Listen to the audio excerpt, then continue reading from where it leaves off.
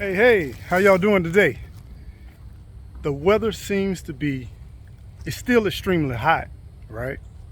But it's nowhere near as hot as it been for the last few days. But it's still hot. So today I want to talk to you.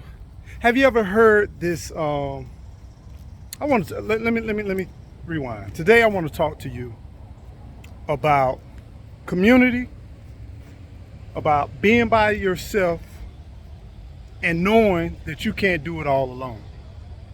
You cannot do this thing called life all alone. As you all know, my wife and I, along with little Gigi Naturals Homestead, y'all check that channel out. But my wife and I, we have been doing this homesteading journey. And I learned something valuable and I want to share it with you. Before I share this little tidbit with you, I want to kind of get your mind in the mind frame of what I'm talking about. So, classic example. You ever heard, if you ever see me fighting with a bear, help the bear, right? Or if you ever hear this saying about, it's a man's job, I got this, I can do this, right? You heard all of these saying and all these cliches, right? And as you hear all of these things, you want to have the mindset of humbleness, but at the same time, you want to have your family feeling like, I got this, right? You may have it. I'm not saying you don't have it, right? I'm not saying this may not be the thing for you. I'm not saying by any means that you're not strong enough to deal with the situation. But what I am saying is we all need help. We all need help, but we need only limited help. So now let me give you another old saying. Whenever you see a chicken, a baby chick trying to crack it open out of the shell, never help that baby chick. Let that baby chick crack open the shell. And if you have ever seen that, you want to help that baby chick. You see that baby chick struggling. And some baby chicks do not make it. But that's nature. Why don't you help that baby chick? Why don't you go in and break away the shell? Because that's a part of the entrance to life for that baby chick. It helps the baby chick muscles, its strength, blood flow, heart rate, all of that. Through the birthing process, we all go through pressure and pain and struggles, but it's there to build that endurance, that immunity, that strength. We all got challenges in life, y'all. We all have things that we face that we may not see the end.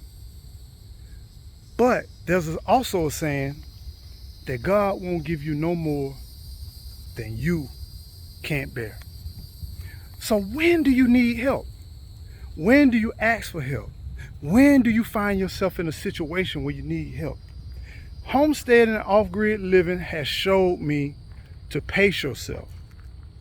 To you all homesteaders, farmers, off-gridders, or if you're dreaming or you're thinking about doing something like this, or even if you're just in your everyday life, listen to your body, listen to your conscience, to your mind.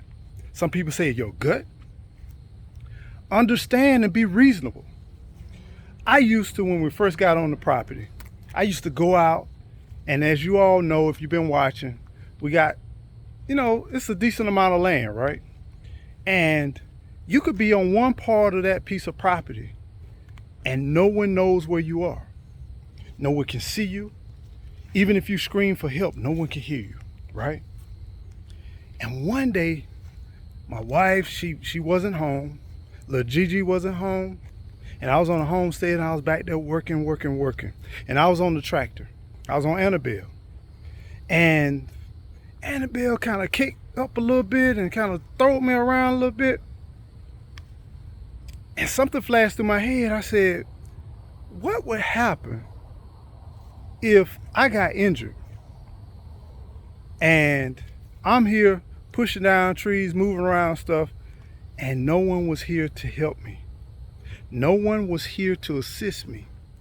I could scream, or I could even have my phone, but there was no one there to assist me, y'all. So I started thinking, at what time do you know you need help? You have to use your brain.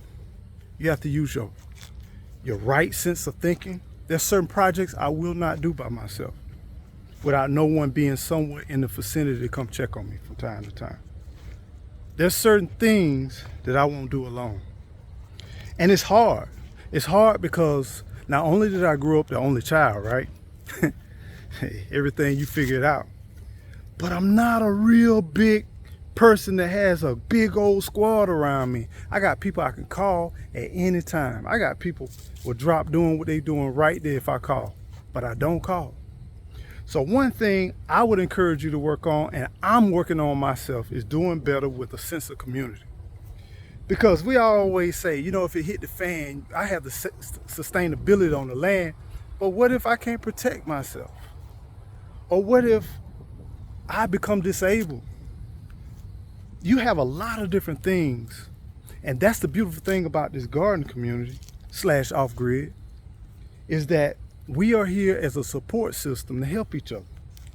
We all got our differences. We all got different things and different ways to do things, but we all on the same mission: independency, growth, and prosperity, and then sharing with others. So I just want to leave you with a thought today about my chickens. Y'all already know Sean and the Chickettes. I had Sean and the Chickettes. Started out with 10 chicks. But they did have a baby, and all of the babies didn't make it, right? Eventually, they were consumed either by nature or even cray-cray, knocking them off, or different animals as well. One I thought was going to make it, but one night, one adult and that chick disappeared. I do not know what happened. But there was another batch of eggs where the hen was sitting on it, and the hen got up.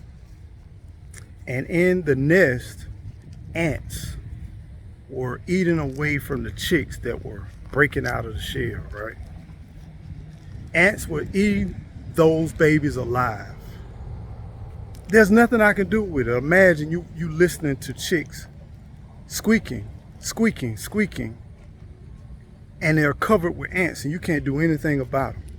But there was one particular egg that was not hatched yet. I didn't bother the nest. I'm watching the cycle of nature. Nature is not always beautiful, but it's real and it's fair in some ways, because everything has to live.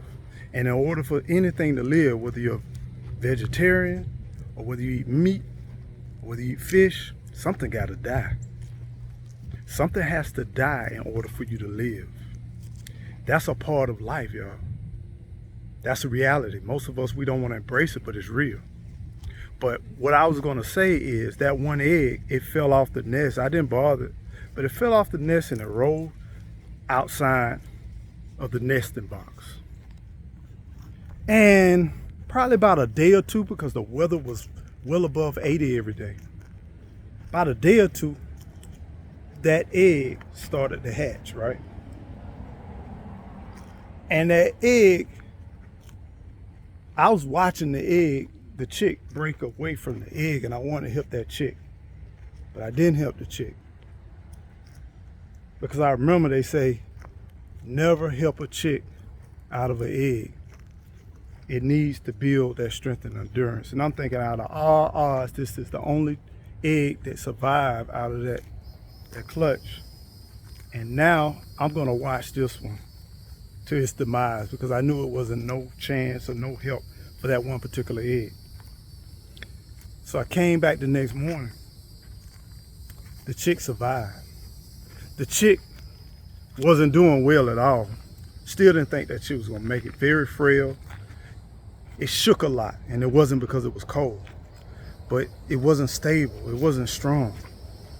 But I picked up that chick and I put it over there. At that time, Out of that 10 that didn't survive, that one before it was captured by whatever, I put that little chick in with the other chick that was a little bit older. And that chick took on the mother of that baby chick. That chick was a survivor, that one that survived out of the 10. But this here chick right here, this little super chick, I call her super chick. I don't know whether it's a rooster or a chick right now. It's still young. I want to show you. Y'all stick around. I'll show you in future videos. Y'all already seen the chick, but the chick is growing. But what I was saying, I watched that chick progress, and after that other chick was consumed, it found another chicken, full-grown chicken, to take care. And guess what chicken took care of? The chicken that got attacked by the raccoon, that I thought the back was broken. The back was ripped apart, ripped out. I poured some peroxide on that chick. That chick has managed to make a full recovery. It still got a little limp, but other than that, that chick is fine.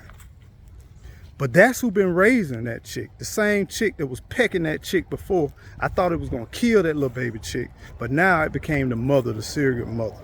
So make a long story short, this chick has advanced so fast, it flies up into the top of the coop where they all roost on a 2x4, which it kept trying and kept trying and kept trying. It was too small, the wings weren't strong enough. But this chick has advanced far more than the other chicks that we have raised. And the reason why that chick has advanced and grown so much is because the other chickens set a level of achievement. The other chicks never seen that, so they didn't know. So they developed a whole lot slower. But this chicken is advanced, y'all. This chicken hangs out. It's in the pecking order. It get pecked. It still take it. It get pecked by the other chicks. It get pushed around, but it maneuvers. And when it don't have any food, it'll go outside the cage through the little things and it'll come back in when it gets at night. He'll find a way somehow. Super chick. This super chick is amazing. But I'm saying all of that to say is a community can build strength and endurance. Find your community, find your nation. Here at Eco Nation, iron sharpening iron. We motivate each other, inspire each other, and we keep pushing on. And I'm hoping that you do the same thing. So just remember, you can't do it by yourself. Some of us, we live by ourselves, we breathe by ourselves, we eat by ourselves, but have a community. Start developing some type of level of trust for others. I'm working on it too. But just think about it, y'all. Together we can achieve a lot of things. And we can motivate each other to keep growing and keep growing and keep growing. So let us inspire one another. Let us be there for one another. Let us be strong. And let us just do right by one another, y'all. Take this opportunity just to do right by one another. We all want the same thing. We can do it together. We can achieve it together. But you just got to believe it and you got to trust it. And then you got to follow through. And say what you're going to do. And if you can't do it, say you can't do it. Y'all be blessed. Be well. Hope you all have a beautiful, beautiful remainder of your time on this earth. Take care. Oh, by the way, grow.